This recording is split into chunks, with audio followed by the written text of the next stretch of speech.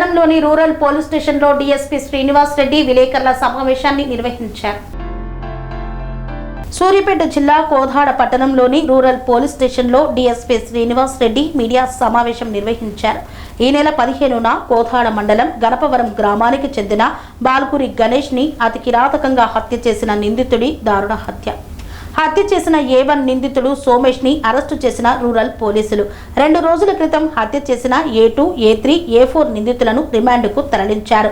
Famous కావాలనే ఉద్దేశంతో హత్య చేసిన సోమేష్ ఎలాంటి టెక్నికల్ ఎవిడెన్స్ లేకుండా జాగ్రత్త పడ్డ నిందితుడు సోమేష్. కేసు ఛేదించిన పోలీస్ సిబ్బందిని జిల్లా ఎస్పీ నరసింహ అభినందించారు.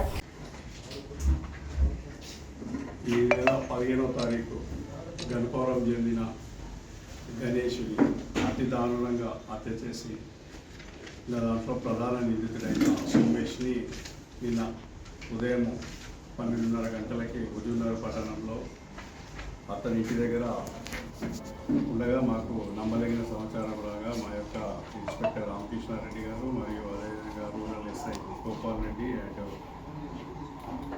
Chintalapalem SI Parameshwar and Myleshwar SI Naveen ఇమీడియట్గా ఆపరేషన్ చేసి తీసుకొని వచ్చి అతన్ని విచారించగా అతని విచారణలో ఏంటంటే ఇతను సోషల్ మీడియాలో చాలా యాక్టివ్ మెంబర్, చదువుకునే 10th కానీ తనకి సోషల్ మీడియాలో దానిపైన విపరీతమైన అవగాహన ఉంటుంది. ఈవెన్ అతని యొక్క అవగాహన చూస్తే మేము పోలీసు వాళ్ళమే మేమే ఆశ్చర్యం అనేది కలుగుతుంది అన్నట్టు. అతనికి ఏ విధంగా ఏ యాప్లను ఎట్లా యూజ్ చేయాలి, ఏ డేటాని ఎట్లా వాడుకోవాలి, ఏ డేటాని ఎట్లా డిలీట్ చేయాలి అనే దాని గురించి చాలా సమాచారం ఉంది. అంతేకాకుండా ఇతను ఏ విధంగా నేరాలు చేయాలి, ఏ విధంగా నేరాలు చేసిన తర్వాత ఏ విధంగా తప్పించుకోవచ్చు అనేది కూడా సోషల్ మీడియాలో ఉన్న విపరీతమైన ఈ యొక్క ఏవైతే ఉన్నాయో దాంట్లో సర్చ్ చేసి క్లోజ్ చేయడం కూడా జరిగింది.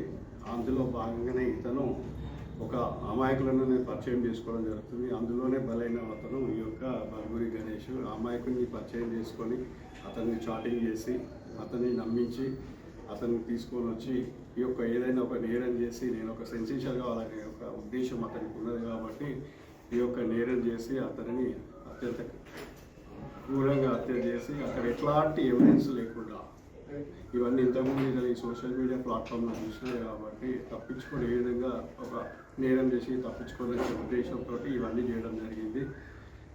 అతనికి సంబంధించిన ఏదైతే డిసీజ్ ఉందో అతని ఫోన్ను కూడా మనం రికవర్ చేయడం జరిగింది.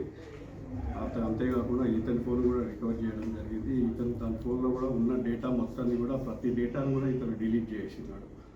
ఇతని ఫోన్ 256 GB ఫోన్ అయినా కూడా ఎంటైర్ ఫోన్లో ఉన్న GB డేటా అంతా కూడా ఫుల్ అయిందంటే అర్థం చేసుకోండి ఎంత సోషల్ మీడియా ఇతను యాక్టివ్గా ఉన్నాడు అనేది.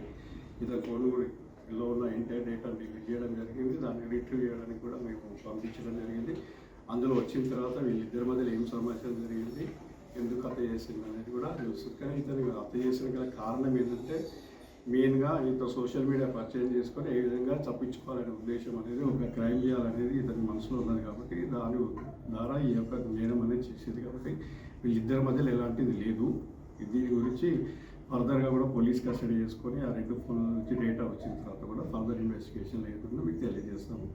ఇంతకుముందు మనం ఆల్రెడీ ఒక 4-5 రోజుల కింద కూడా A2, A3, A4 కూడా ఇతనికి సహకరించిన వాళ్ళని కూడా అరెస్ట్ చేయడం జరిగింది.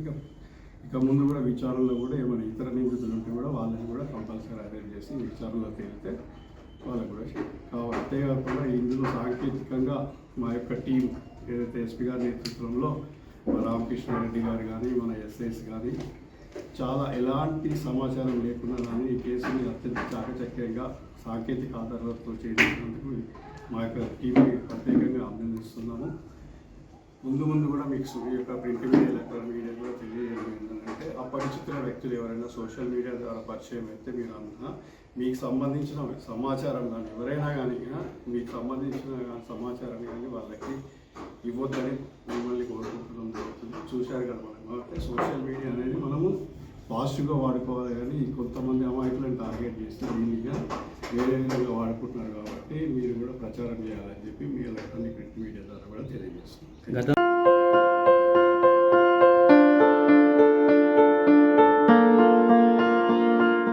సంస్కృతి సంప్రదాయం, ప్రేమ, ఆప్యాయత, రాజసం ఉట్టిపడే వేడుకలకు అనువైన ప్రదేశం ఎంఎల్ఎన్ కన్వెన్షన్ హాల్. కని విని ఎరుగని రీతిలో జరిగే మీ ఇంటి కళ్యాణ వైభోగానికి అందమైన కళ్యాణ వేదిక MLN convention hall.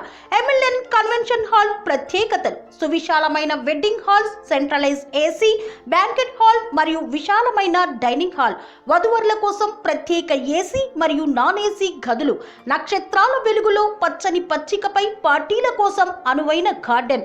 MLN convention లో సీసీటీవీ పర్యవేక్షణతో పూర్తి భద్రత, 2000 వాహనాలు పార్కు చేసేందుకు సువిశాల పార్కింగ్ సౌకర్యం.